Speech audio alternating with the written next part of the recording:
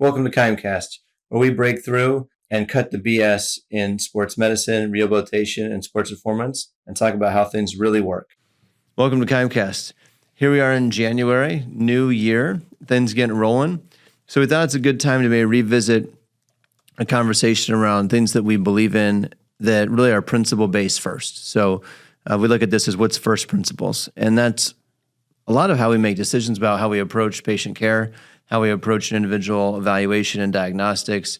What are some of the big rocks that we use? And it's included in business as well, how we might conduct the business and things we consider. So we'll let Russ, you gonna go first? Yeah. I think one of my favorite organelle in the body is mitochondria. And when I was in science in high school and I learned about the organelle, you have 1 trillion cells in your body, plus or minus. And in every cell, you have a certain amount of mitochondria, and that fluctuates. And I loved it because they would coin the term mitochondria is the powerhouse of the cell. I really like power. I like being strong. I liked Arnold Schwarzenegger back in the day. I was a big Bruce Lee fan. I was a big kung fu martial arts guy. So anything that said power, I'm all in. So I loved mitochondria for what it stood for, and I thought it was just like, you had one cell, you had one mitochondria, and that was, represented your 36 ATP that you got out from every, glucose molecule. Fat molecule. Fat molecule. You got 36. Yeah, if you got 36. Just so we're on the same page. Yeah, just so we're on the same page. Good. Thanks for the clarity. But, and then fast forward, I realized, we actually have a lot more mitochondria that can upregulate, downregulate, and then they can be kind of, decayed, decrepit, not so great mitochondria. They can be really elite, high performing mitochondria, and that was really cool. I was thinking like, oh wow, this can really it's a part of the cell that can really go up and really go down. And Dr. Casey Means, author of The Good Energy, has a great phrase that she says only a few thousand times in her book. She says mitochondrial dysregulation. And, our key term in PT is dysfunction. But dysregulation, dysfunction, you can kind of think of it as faulty. And her whole book of Good Energy is really about describing what's bad energy. And I thought that was a really cool first principle to start with, is that health is determined by your ability to adapt. Your ability to adapt requires energy, as does movement. And how good your energy is at the roots of how good you're living, how good can you adapt to stress, and how well you can move and fulfill all the things you want in life. So at the root of this is really your mitochondrial health. I like it. It's a good one. Leading towards conditioning as well, right? That if you don't have the conditioning background, if the tissue is not tolerable enough to the load, then that's where we see failure as well. Mitochondria giving them that energy to continue to go. Yeah. You have mitochondria in the cells of your heart, in the cells of your lungs, in the cells of the muscles, in the cells of the tendon, and in every cell. And so its ability of handling stress that you're trying really hard at a sport is really about like, well, how good is your mitochondria at each stage of oxygen delivery and energy demand and your ability to move. And so, if you can excel in a basketball game or at the tennis court, or if you go for a 4-hour hike up Mount Talac, it doesn't really matter. Really, kind of the health of that comes down to how good is your capacity to move. And in sports, we call that conditioning. You don't usually use that outside of sports, but it applies to all the things. And good conditioning does come from the basics of adapting to stress, which is sleep and nutrition and managing stress. But a pillar of conditioning is repeating difficult activity over and over and over. And you develop better mitochondria at your heart gets stronger. We get better mitochondria at your lungs and all the tissues that deliver oxygen to the cell. And then the cell itself gets better at using that energy, taking all of the energy that you do have that's stored up in fat and sugar, and digesting that with the help of oxygen and water and all the hydrogen molecules. And we get an outpouring of power, of wattage, both in healing and activity. And so conditioning, going on interval runs, going on long runs, going on bike rides, going long walks, or doing your sport for 2 hours develops a body that can handle a lot, which we call capacity. But it's crazy how it just comes down to, well, how much of that organelle do you have? Yeah. And is it good? Yeah. Is it active? Is it involved? Yeah. That's good. If it's not right, you got you don't have much of anything. Yeah, yeah. And you know, I think this is a key principle to healing. It's also a key principle to having fun. If you want to have fun with an activity, the more of it you have, the you know, you can play tennis with a smile. Yeah. You can play pickleball for 3 hours. If you don't have it, or you don't have a lot of it, you're dying. And if you're the recovery in between training sessions, all that stuff. Yeah, it's enjoyable. That's right. It becomes enjoyable when you have a nice base. If you don't have a base, it stops becoming enjoyable in a hurry. So true. Oh yeah, just think about an athlete, right? You see an athlete that's like paled over, hands on the knees, they're tired, you know, versus the guy who's winning probably doesn't look like that very often. Right. The guy who's winning's upright, smiling, having fun with their plans, and he's probably in better condition, or you know. That's right. Yeah, I heard this a few years ago, maybe like 10 or 12 years ago. You know, the running coach would always say like, "Oh, it's time to work on fitness." I'm like, what a strange word. You know, the running coach, all right, we're going to work on fitness now. What have you been doing for the past hour and a half? You know, but they would really require fitness. Fitness was like, oh, we're going to do tempo runs. You know, you're going to run according to my watch, and it's going to be an interval, and I'm going to make your heart work hard, and then bring it down, and go up again, and bring it down. And they would always call that fitness. You know, as an adult, you think of like, you know, fitness is, oh, I'm doing fitness activity. But for sport, it's very much like developing the conditioning capacity in your body to handle the sport over and over and over again to meet those demands. Yeah, I think that's super interesting too. Like the response of the body to like sport-specific conditioning, like from a heart standpoint, it's so crazy that you can be a really fit person. You can train in the gym. You can run. You can do all these things that you could be absolutely ripped and be in great shape by all accounts. And then you go do a sport like tennis, for example, or basketball for me, or mountain biking is another good example. No matter like how much you train, how much you come into it, your lungs are still burning. Like you could be in great shape, and then you go play basketball and you're not used to playing basketball, your lungs are going to burn in like the first, you know, couple of minutes. It's just a different kind of thing. Like it's so specific, you know, it's really crazy how good the body is at certain things, right? How detailed it is when it comes down to that, and the specificity of training is so relevant. You know, mountain biking, same way. I mean, you could be in great shape and you go to that and it just buries you. But if you do it a lot, you can get very, very good at it and have fun. It's just a wild how, and I think this comes down to the physiology of the mitochondria as well to be able to respond. It's really incredible. Well, I think a lot of people will seek some type of general preparedness. Yeah. And the general preparedness, you can speak to like how big is your left ventricle? How good are your lungs at fully getting nice and big? Can you use all lobes of your lungs and deliver oxygen in a really efficient way? So there is the general preparedness when people go for a jog or they go for a bike ride. You know, to some degree that's very general. But then, you know, with most activities, your biomechanical efficiency, how used to your body is to doing that load, conditioning definitely gets specific in a hurry. Like, are you used to trying at that rate? You know, football's 7 seconds on, 40 seconds off. Marathon running is way different than that. You know, obviously those are the extremes. But then you have a lot of blended activity, you know, like tennis and lacrosse and soccer that have these blending of they're jogging, they're sprinting, they're walking, they're jogging, they're sprinting. And so it does get specific in a hurry. So whenever someone says, oh, I'm really fit, really the question is like, well, at what? You might have some good general preparedness. Yeah, absolutely. You know, I think that's CrossFit. You have good general preparedness. And you need that. Yeah. And it's great for health, but, you know, it comes to a sport, are you fit for that sport? And it's a different flavor. Yeah, 100%. On so many levels, I just think about when you say that, like the limiting factors that come to play in performance, like obviously you're talking about mitochondria, but like just like for basketball, for example, if I was a runner, like, because we did this when I was in high school, we used to run like on the cross country team. It was basically like, we were not on the cross country team, but we ran next to them for conditioning for basketball, which looking back, it wasn't awful because it built aerobic base, but at the same time, it wasn't good either. It could have been way better, but nonetheless, it was something. But then what I was going to there was when you started playing basketball, like your feet, like the calluses and like the breakdown of tissue, like just to be able to tolerate all the cutting and change the direction is pretty tremendous. A lot of people have like, you end up with like foot blistering and stuff if you're not used to it, you know? Mm-hmm. And then that's just another proof of adaptation. Yeah. Nothing to do with the mitochondria, but nonetheless. Yeah, well, biomechanical efficiency for the activity. Yeah. You know, like it's super specific. Yeah, you can't just say, well, you're an elite rower, so I'm sure you can handle a 4-mile jog inside of 30 minutes. Not really. There's other factors. Other factors. Yeah. All right. So First principle for me, that's classic of you to do something super detailed, and then for me to like zoom out a million miles and say this one, which is the body's made to move.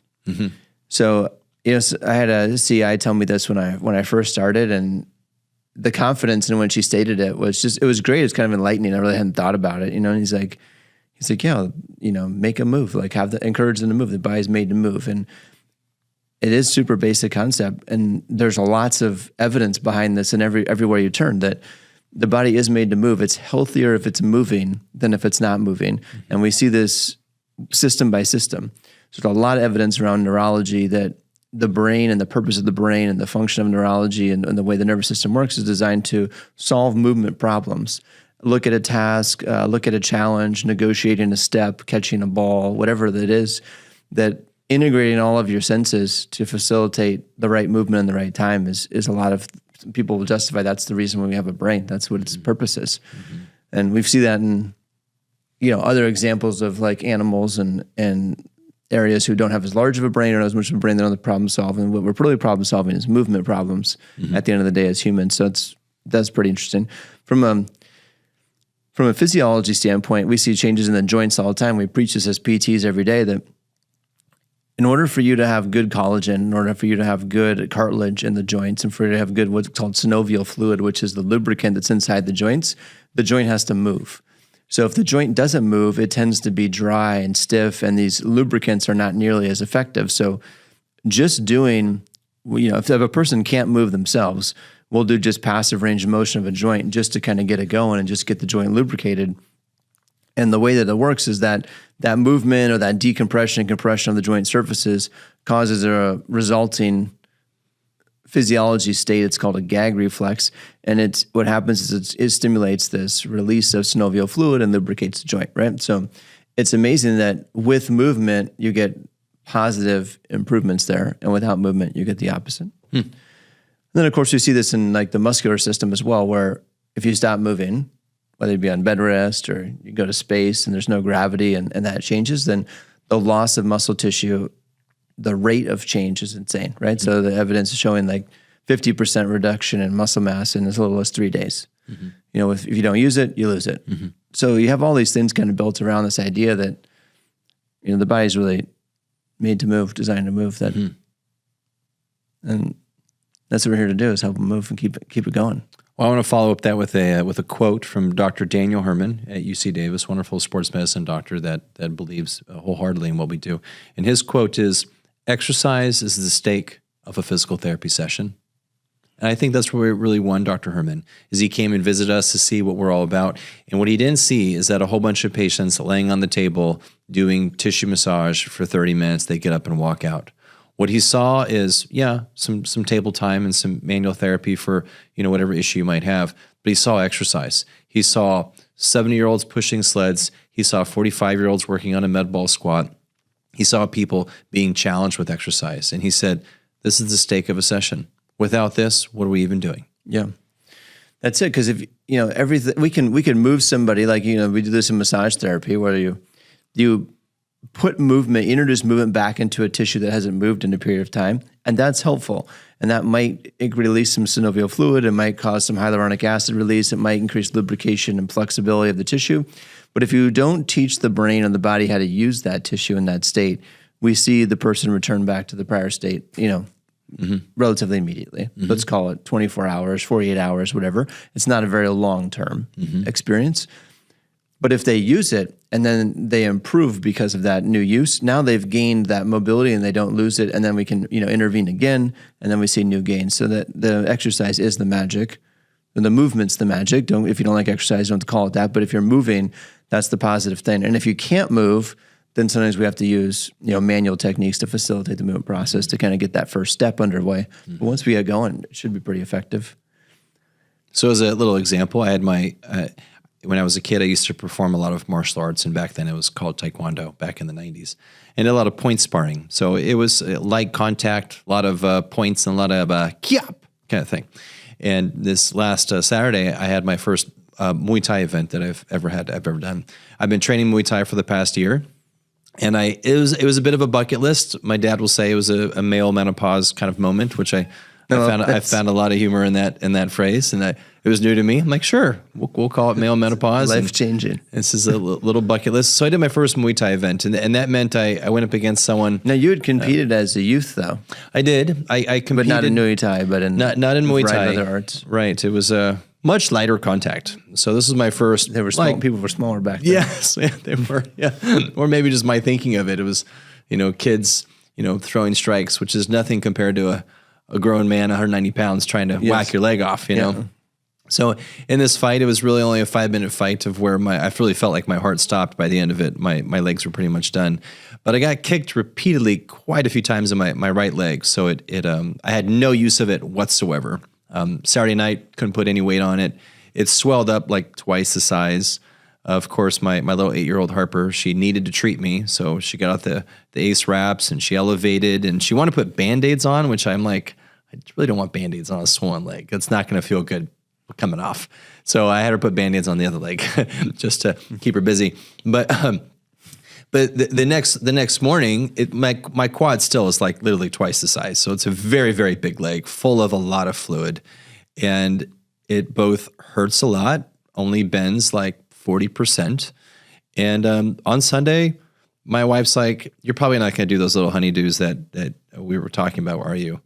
And I'm like, you bet your ass I am. So got up and I did my little, I'm doing this trim work on the wall. So anyways, I went to Lowe's and hobbled around and grabbed some boards and I did my little wood project for like 4 hours. And even though it hurt to move, moving it helped so much. And it's just like that weird thing of like, I can feel it getting better with every step I take. I have more command of the muscle. But my first 400 steps, the quad doesn't work. And I have to like peg leg it and my knee's going to go into hyperextension because I got like a no quad. But on the 401st step, the quad worked a little bit. Now I can bend the knee a touch. So every second of the day, I'm like living rehab, and there could be part of me that says, you know what, I probably need to stay off of it. I probably need to raise it up. I probably need to do nothing to it. I could have a lot of fear and this is a bad injury. I'm never going to be the same. All those things could happen. And I'm not saying suck it up. I'm not saying that. But I am saying, how about I just go slow? How about I walk slow? I slowly engage the muscle. And it's amazing how light, gentle movement is so therapeutic. I had to be very careful. I had to be very cautious. I'm walking really slow. Yeah. But the movement itself, you cannot replace that. There's no massage or elevation or clever effleurage or clever, some kind of drainage technique, all these wonderful modalities that people seek out and spend a lot of money on. Nothing replaces movement. It's the stake of the session. And, could I do all these other therapies? Sure. But movement is number one. You cannot replace it. There's no... It's such a hard, advice to give someone, especially in this vehicle of a podcast of that concept. Because there's so many if it's like this, maybe not. But for the most part, movement's a good thing. And you've had this experience many times. We had a shoulder issue we worked with a few years back. I can't remember what stimulated that. But you had the same story. The more you moved it, the better it got. And I would say that is the take-home message. If you guys are wondering, should I work through this? Should I not work through this?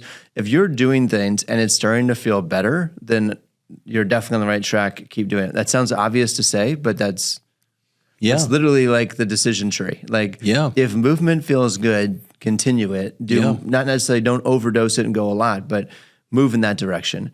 If it hurts to move, you can't even initiate, or after 5 to 10 reps, it's clearly getting worse. Yes. Then shut it down. You're not doing the right thing. You might you need further testing or whatever. So that would be the recommendation. But most people are afraid to move when they get injured. And then we see this chronicity of stiffness, and then things get, more swollen and atrophy happens and all the negative things happen. And then it hurts more to start to move. But I think it's just one of those, it's a big challenge for us. But at the end of the day, the body is amazingly resilient and adaptable. And if you can move, it's good to do. My buddy came in the other day. You were there when he came in. This guy's amazing. He's just total man's man, old good friend of mine, old neighbor, just super great guy. But he always hurts himself. He's 50 now, and he strained his calf the other day. And it's hilarious. Like he comes in, he's like, Tone, can you look at my calf? I'm like, yeah, absolutely. So he comes in, look at it. I'm like, yeah, you basically somewhat tore your medial gastroc head. Either you partially tore it, whatever you want to call it, but you did. And it's so swollen, I can't really see it, but it's there. I'm like, but before it was swollen, it would have looked like a dimple, like a striation or a dimple, like a line through your calf. He goes, yeah. He goes, that's exactly what it was, a dimple. And he goes, now it's all swollen. I'm like, yeah. So I'm like, you guys, so you'll be fine. It just takes some time. Who knows how long? It might be a month or so, and it could be 2, depending on how bad it was. It depends on how it goes. He goes, well, I can walk on it. When I walk, it does pretty good, but it swells up later. And I'm like, yeah, it's fine. Just keep walking, but don't necessarily jump and like be explosive. Test it. Yeah, don't keep testing it. Just like keep moving over the next few days and stuff. And I'm like, I can work on it and flush it out of there and do some things. And he got off the table. He goes, hell no. He goes, I'm good. He like won't let me touch it. Yeah. He's like, absolutely not. Yeah. You're not helping me. I just wanted your opinion so I don't hurt myself further. And this happens like often. Like same thing with his knees. Like, something's wrong with my knee. It's not quite right. And I'm look at it and like, yeah, it's swollen this and that. I said, we could work on that and make it move better. He goes, nope, I got it. I just wanted to make sure that I wasn't going to hurt myself by doing it. I'm like, that's such a great use of my skill set. Well done. Yeah. Well, it's funny. It's, being a PT, you might think like, oh, Russ, should you have one of your colleagues like help out with your leg? Nope. I don't want anyone to touch this effing thing. Like, it's like, don't you put your hands near it. Like if my kid touches it, it's like, nope. We are just going to just have a light wrap and movement helps. Yeah. But I think you said a key principle. Contusion's brutal. Like that's a no touch. Yeah, it's a no touch zone. But you mentioned the next principle. I say this often. If you're moving and it's an 8 out of 10 pain, okay, let's stay curious. Can you do a few more? Which way did it go? And if it's like, you know what? I think it's at like a 7. Okay, let's just keep at this speed. Don't increase the intensity. Let's take a break. And let's do it again. And let's take a break. And let's do it again. And if we're at like a 5 or a 4, this is a very good thing to do. Right. Okay. And if you start an activity and they're like a 2 out of 10, okay, let's do a few more. Ooh, it's like a 5. Regardless, see, on one end, someone told me it's an 8, and I said, do a few more. Versus do a 5, now we're actually stopping. So it's really about directionality. Yeah. And if directionally you're getting worse as you go, you need to call it quits. You're like, there's hey, a bell curve there, right? So like, even if like what you first said, you first started, first step's horrible, second step isn't much better. Even like a few into it, you're like, oh shit, it's even, or maybe even a bit worse. But you have to like get through like 5 to 10 reps, and then you start to crest that curve. Yeah. And then you see a little bit diminish, like a little bit of decrease, and then that's where it's like, okay, this is still right. Yep. So you have to, there is like a cycle. That's what's so tricky about it, is you have to go through more than like 2 or 3 attempts. Yes.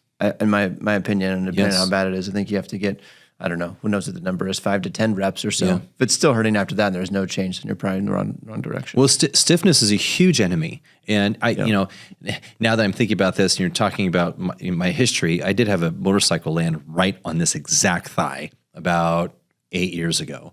And it swelled up exactly like the same thing, pretty much. So the Muay Thai kicks and the motorcycle landing around my leg, it's like pretty much equivalent. Same pain. Yeah. And this guy scouted you. Is it Jose? I know. He's a Jose Aldo taking on Faber situation. Oh, I'm for sure going to show Uriah, and like this is just reminiscent of everything about you. It's not as purple as his was, though. It's gonna turn. I think it's gonna turn really pretty color. Whew. It's not as bad. So I do think back like, oh my gosh, Uriah must have been so much pain. He took like 40 that night. That was horrible. 15 years ago, whatever it was. Yeah. But when I recall, that hit, once I started stretching my knee, I found like, hey, I need to probably stretch my knee probably like 10 times a day, because it gets stiff, and then I'd gently work it and like, oh, it's better. And then, oh, it got worse. Okay, gently work it. And so you just learn to be gently repetitive, and you do what you have to do. So whenever I give, mobility things for people to do and say, well, how often? I say, well, how about today we start off with 2 to 3 times. And if you did well with that, there's no limit. I'm not going to limit you. You could do it every hour. You might find that, hey, if I do it every hour, it actually helps. Well, then good then. Yeah, the body wants these movements as long as it's not, like we talked about, where the pain's going in the negative way. Whereas if, you rip ligaments, you rip a disc, when you rip tissue and then you overwork that tissue, it'll start screaming at you. It's telling you, I can't handle that stress. But as long as tissue didn't rip, it's probably going to prefer movement. Yeah. Yeah, and then it's the same thing with the back, too. The back's tricky on this, but it's the same concept. Like, I remember when my eyes bothered me, you got to get in there and, like, really move through it a bit. it's going to tell you no.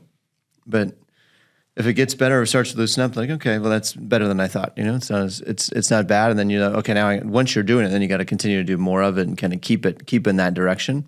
And then of course we go to sleep at night and you wake up in the morning and it's going to be stiff again and it's going to be kind of shitty. But you should assume that it's not going to be necessarily worse each day. Like that, you'll eventually overcome that. I think the reason that happens, especially with acute injuries, that you get swollen and then that you sit for a while, your body's sitting for whatever it is, 4, 6, 8 hours without moving. So swelling's building up and building up, so there's more and more pressure. And then when you go to move at the beginning, it's like there's just so much pressure. It's painful. Yeah. Well, since we're on the philosophical note, I think that the next principle is straight from Ted Lasso, season 1, episode 8. How about that?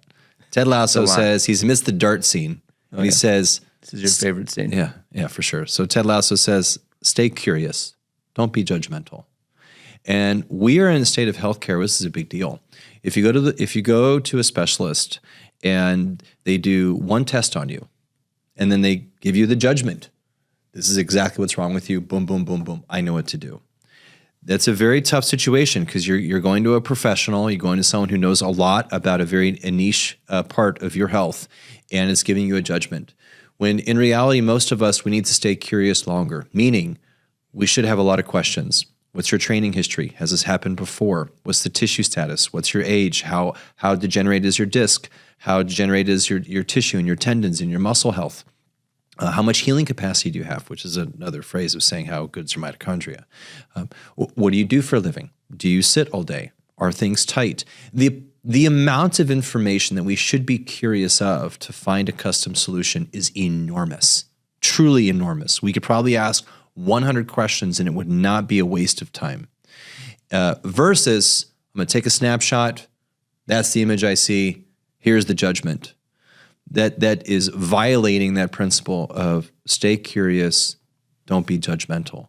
And the more curious you get, the more you realize that every situation is nuanced. It has its own special custom solution. And if you stay curious about your own body, you'll learn. You'll navigate through these injuries by saying, that was a little bit uncomfortable. If I keep doing it, does it get better? Does it get worse? And if it gets worse, that means I can't do it right now. But maybe in 4 days, I'll be in a better space to do it. So I think that principle of really staying curious about your own health, about your own movement, and then working with people that are just as curious. Love it.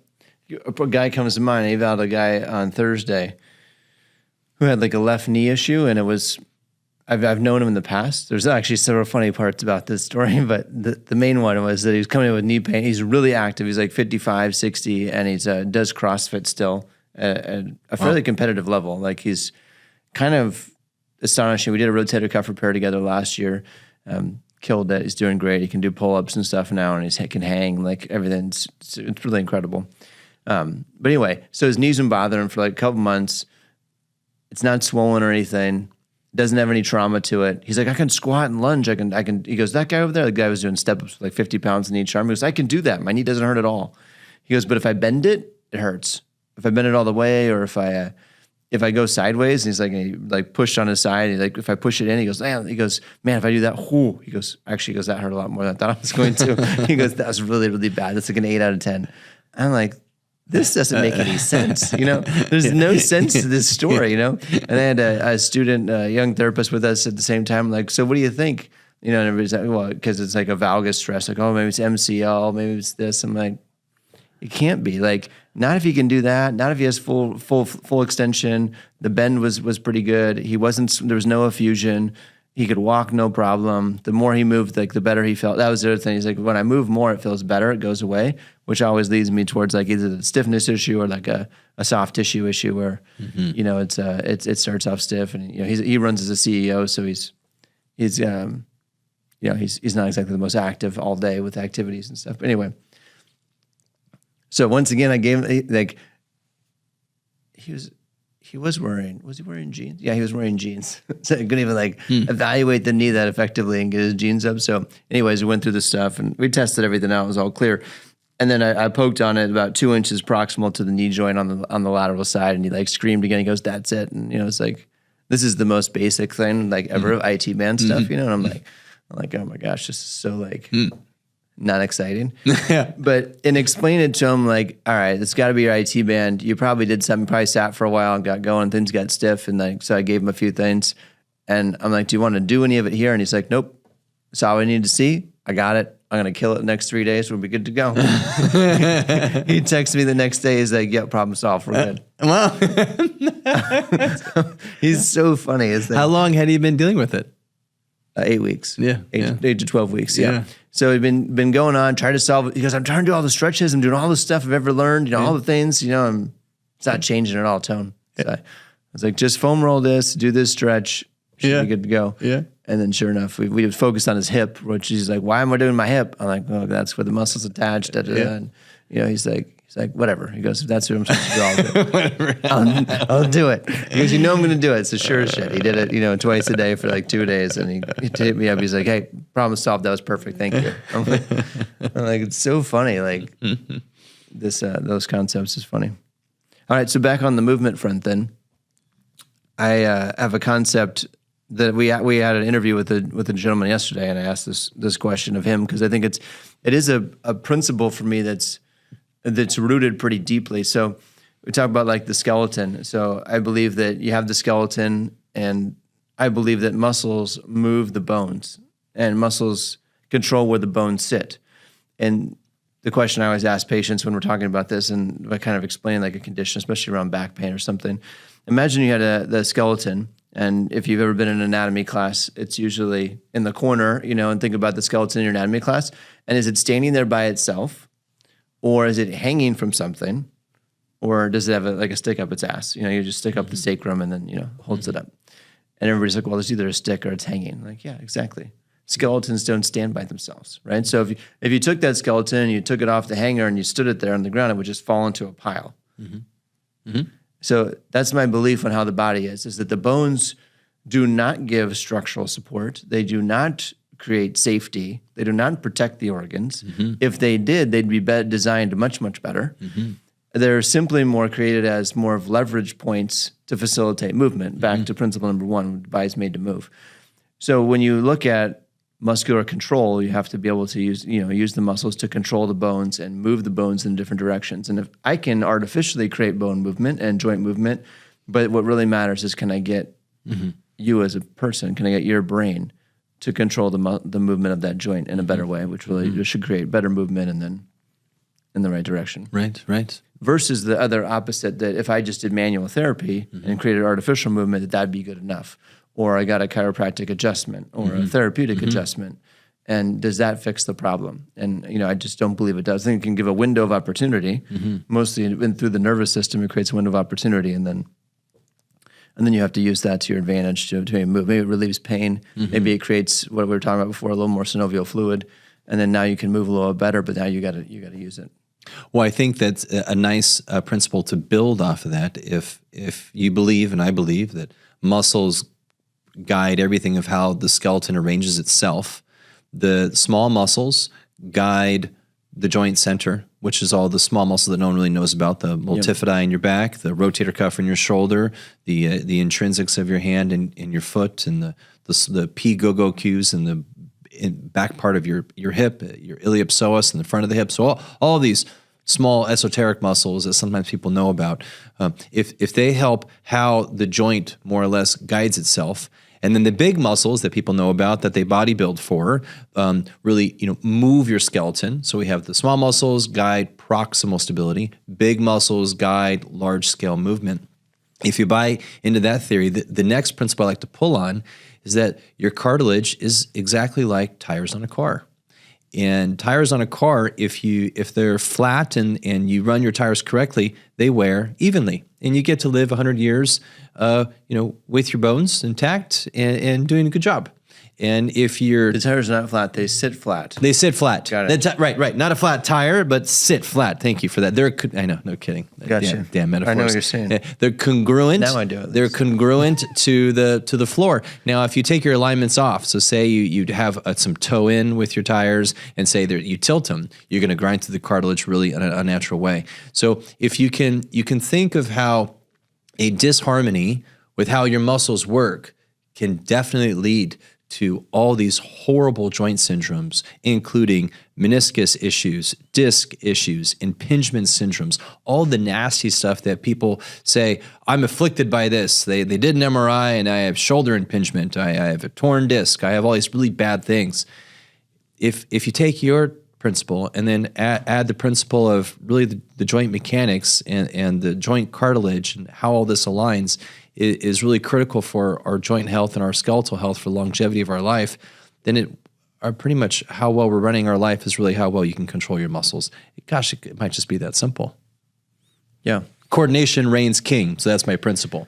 Yeah, 100%. I think it does. And I think that we see that over and over again, that you don't have to be overloaded and be like super big and strong. If you're can coordinate your own body, like your own muscles within your own system. I think that's one of the unique things about the body that's amazing, is that if you're a smaller person or not a very strong person or not a very fast person or whatever, but your body controls itself within its own frame with the tools it's got. It has like its own little harmony. Like, who am I to judge and say that's wrong? Like that's exactly what should be happening.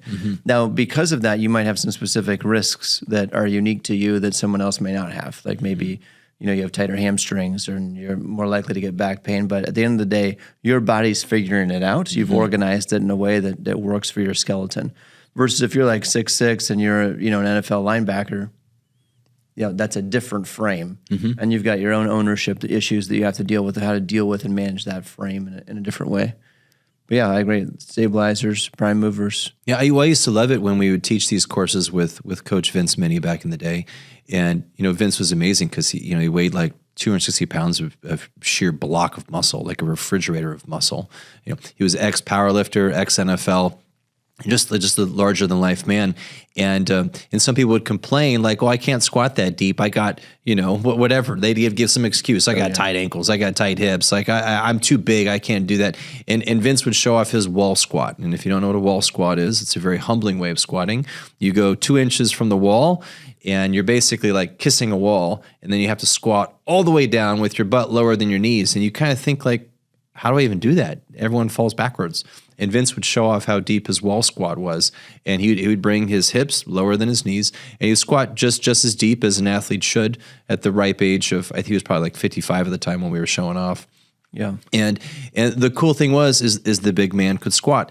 And what I love about this is that every person should enhance how they move. They should enhance not only their mobility, but their coordination with that mobility so that they can put their body together, whether it's a deep campfire squat or it's a deep, kettlebell front squat, or it's a Turkish get-up, or it's a toe touch, or it's a thoracic bridge. And we have a plethora of drills that we challenge and see, hey, here's the next question for your body to solve. Can you organize your body to handle this position? Which is really at the end of it, again, enhancing coordination, because as we said, muscles guide the skeleton. It's really the king of health. So if you can enhance coordination to put your body together and organize it in these different fashions, you're going to have a good chance of a longer life of great health regarding musculoskeletal health. That then allows you to move often, move well, and hopefully condition to whatever your heart's desire. That's how they build. Yep. We are stacking our principles. Yep, 100%.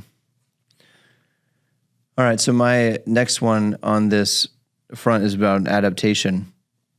And so I like this saying was that, every day you change, you either get better or you get worse. But it's a constant fluctuation.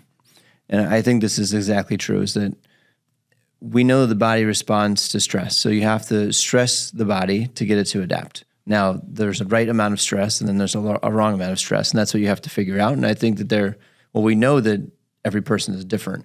Some people can tolerate a lot of stress and their body responds really quickly and rapidly to it.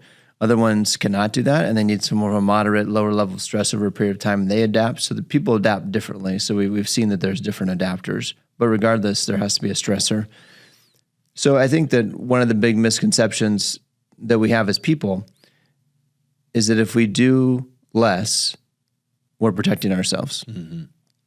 And you'll hear this a lot, like in therapy when we go through an evaluation with somebody like, well, I just sit like all the time. So how could I have hurt myself like I sit? And the reality is that you're training Every day your body's adapting and changing. So if you sit for more than you stand, you're going to get really good at sitting. And what goes along with that is weakness, tightness in certain body parts, and you probably become less good at standing and probably less good at sprinting and less good at lifting weights because you're working on sitting more than you are anything else. And the vice versa would be true. If you worked all day on, playing a sport or all day on, sprinting or running, then you might get very, very good at that. And then sitting becomes difficult. Yeah, I think this is really, it's really, the data behind it's unbelievable as far as like the amount of time you sit and the problems it causes. But regardless, what I'm interested in here is that you're always training your body to change. And what you expose it to is what it eventually will learn to tolerate and become. I think it's great. Like we go to a PT conference with physical therapy and say you go to like a national convention or something, it's really pretty funny. Because we are in a profession where we get to stand all day. Like the fact that we sit here and talk is the rare sitting opportunity of the day. Yeah. But typically we're up running around, we're in the clinic, we're moving around, working on people, doctors, same way, all this stuff. So you go to a health clinic or health conference, not a clinic, but a conference. And, there's like 500 people at the convention and there's, 500 chairs in the main ballroom. and there's like some people sitting and then there's hundreds of people on the perimeter. We're all leaning against the wall. We're all standing in the back, And this is not the same everywhere. Because if you go to a tech conference or something else, or like an office administrator conference, HR conference, TED Talk, they're sitting. Yeah. We can't do it. No, we're laying down on our side, sitting in a, crisscross. It gets really squirrely. Yeah. Like it's one of the few conferences you go to where like, if your presentation doesn't matter if it's good or bad. If you're like 30, 40 minutes in, people are starting to get pretty wiggly. They're up and moving. Like, I just can't fucking do it. You can't sit, because we've trained ourselves to not be good at sitting. I could not possibly imagine a job where I have to sit to work. I couldn't do it at this point. I mean, obviously I could train myself to, but I wouldn't be very good at it. And then vice versa, we get like a student that comes in, they've been in class for 2 or 3 years, and they're just sitting at the desk or, studying whatever, 6, 8, 10 hours a day. And they come to the clinic and then boom, you're standing 10 hours a day. Like by 2 o'clock, their legs are like dead. It's feeling kind of heavy. They're like, can I sit down? Like, no. Your feet get tired. Yeah. Real tired. Yeah. It's difficult. So it's just an interesting idea that I think that people think, well, I'm not training for anything, so my body should be like ready, like rested and ready. It's like, no, that's not how it works. It doesn't work in the way that if we just rest and become stagnant, you don't stay stagnant. You actually lose. Yep. So you always are training your body to do something. If you stop doing things, then it's going to be really good at not doing anything. And if you do a little more, then it'll eventually catch up to that.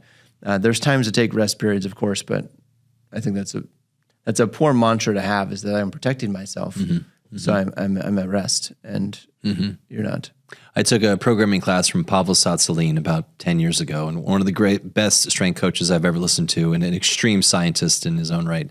And he was, every course he taught, he would have a bibliography that would at least be like 20 or 30 citations long. So I loved listening to him.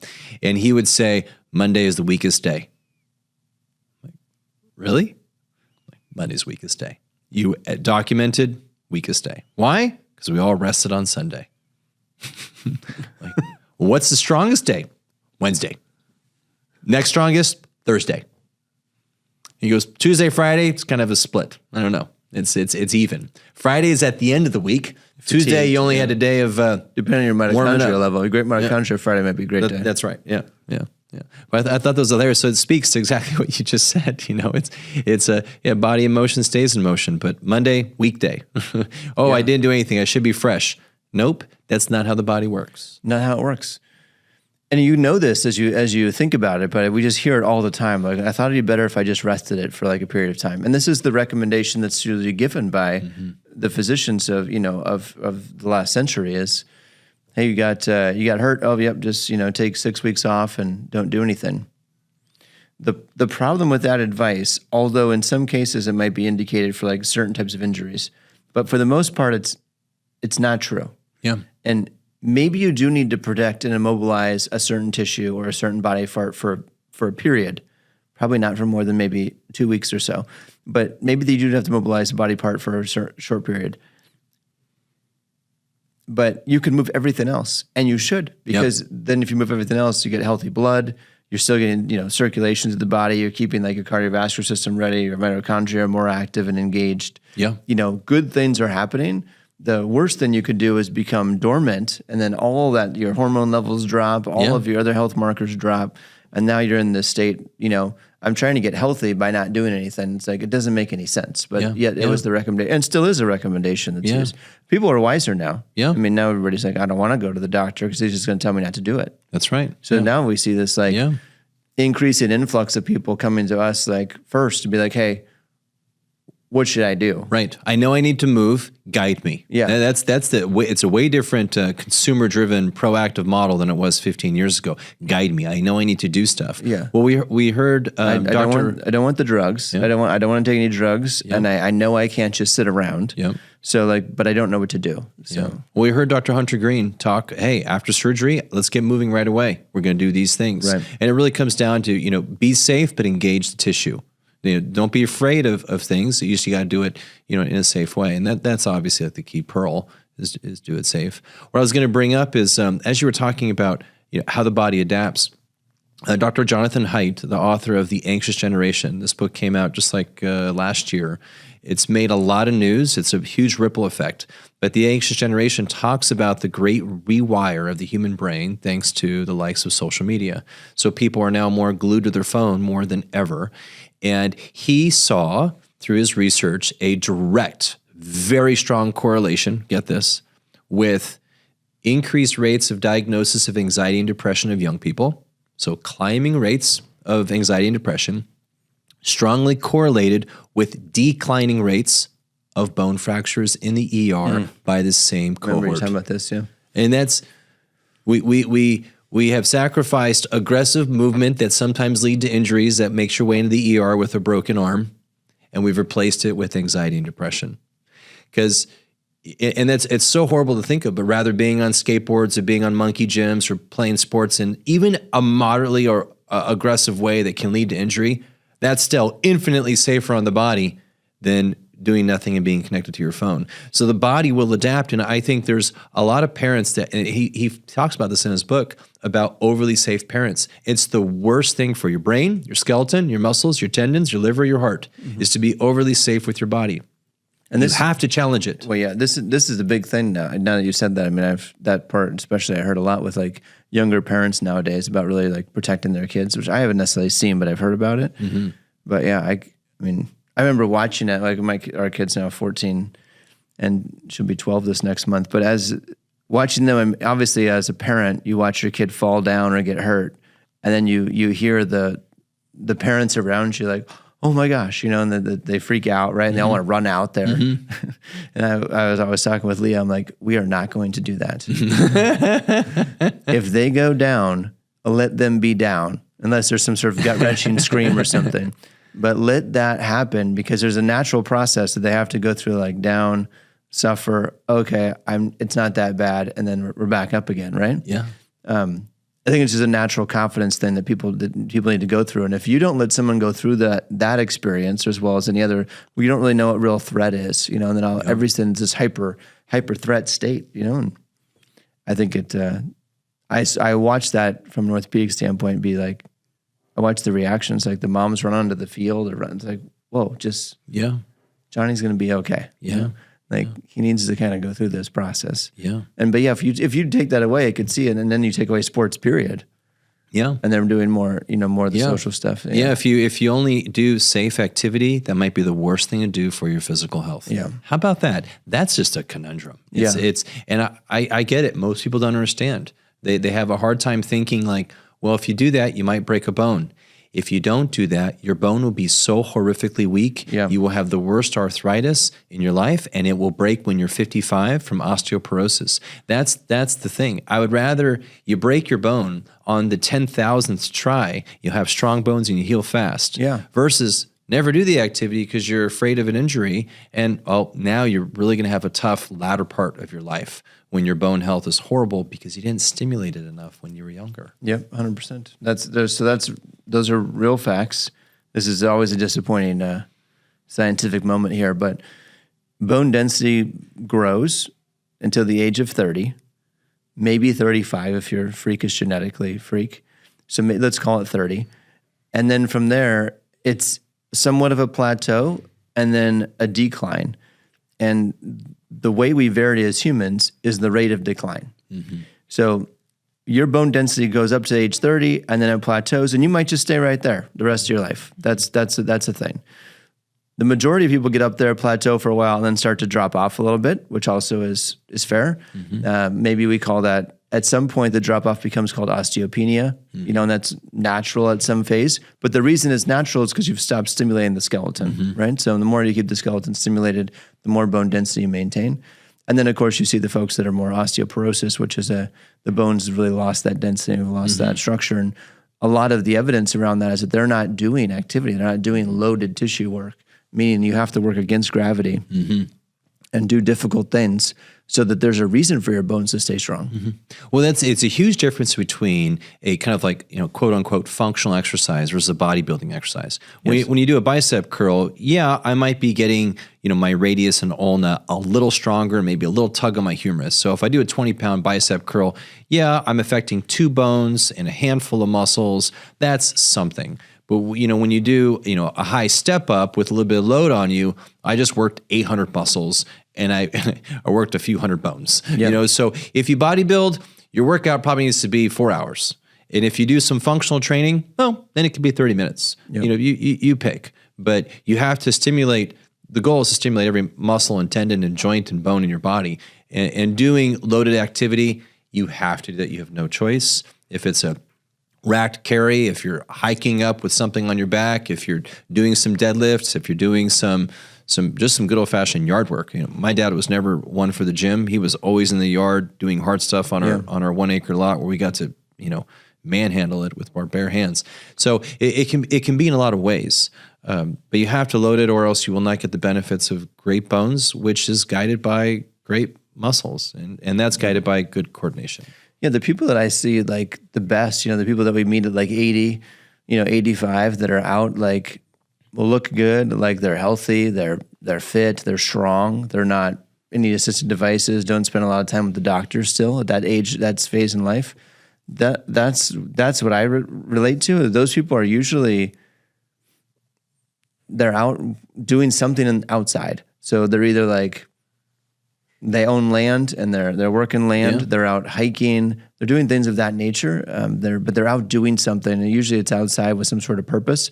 They've always kept working. I think that's the big thing we see too. Like retirement's not attractive to me because then you stop thinking, and then you get the brain deterioration. Oh yeah, it's the same idea, right? If you don't use the thigh, it deteriorates. If you don't use the brain, it also same thing. We see the same thing. That's why they have to do the puzzles and the word searches and all that stuff. It's like, why don't we just do something like beneficial for the community? Like it would kill me to sit there and do a crossword puzzle or a word search when I could use my brain to like think about how I could help other people and be like, what am I doing? To me, it's a no-brainer.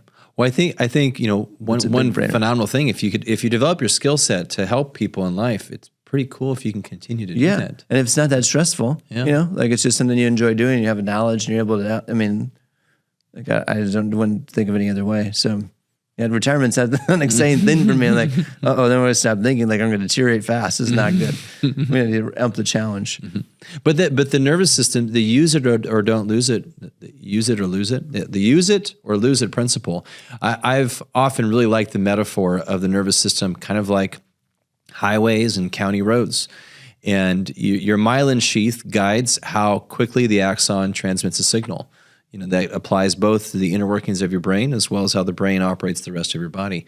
And if we can keep turning those county roads into highways of information goes fast, we look coordinated, we perform smooth, but also if we think in those ways, we interact the own internal lobes of our brain in a highly connective way that gives us clear thought, good cognition.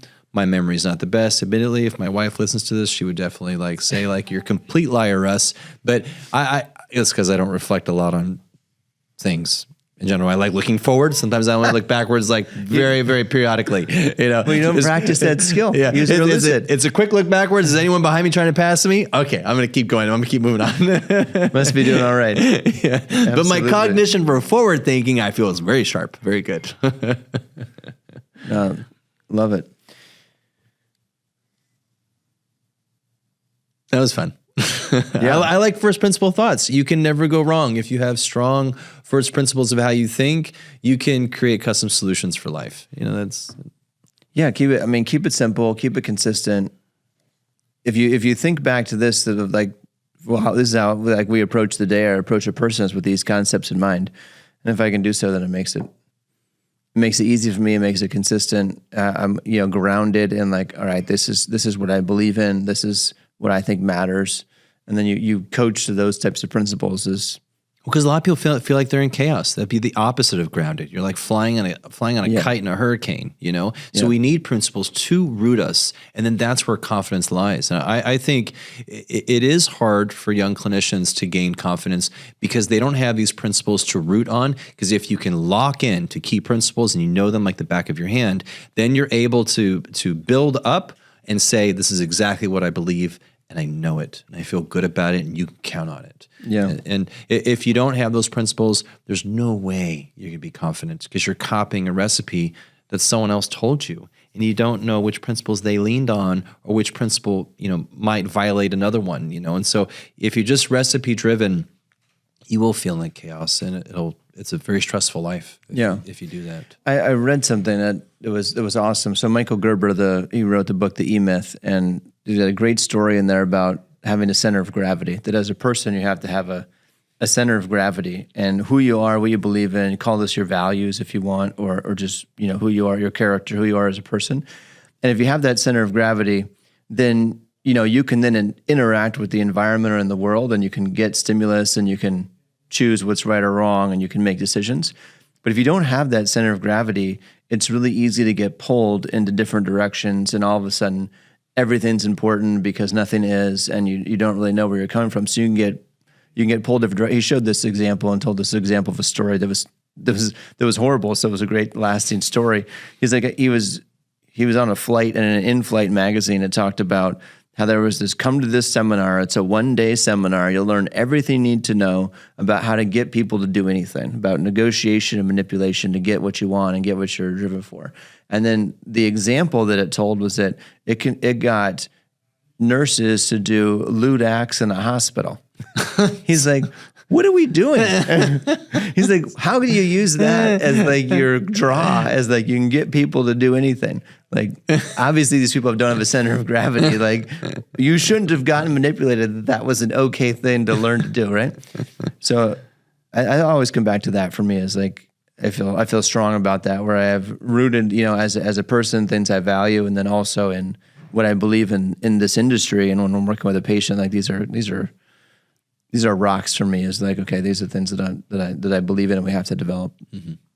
And it makes it super easy then to then add stuff. I mean, I think this is the biggest problem with like social media that I see when people learn nowadays, is that there's all these exercises, there's all these things, everyone knows this about nutrition. It's been like this forever, right? Mm-hmm. Nutrition's been like this forever. It's like, eat this, not that. And then the next week it's eat this, not that. It's different. It's always changing. There's no consistency. Mm-hmm. Now we know why, with the lack of truth that's been out there. So this will be a good movement, I think, as we get better with our food. But at the end of the day, like, it's so hard to keep that real. But if you like just kind of grounded yourself and like, all right, let's eat the basic food groups. Let's make sure we get enough of the protein and the macros. And if we do those things well, then you can make choices based off of that. Yeah. Yeah. But otherwise, you might be like, 1 week might be like, hey, margarine's good for you. You got to eat the whole bar, get the whole tub. Yeah. Yeah. And then the next month, they'd be like, well, that's not good. Yeah. Be like, who'd have thought? Right. Well, you knew that. Yeah.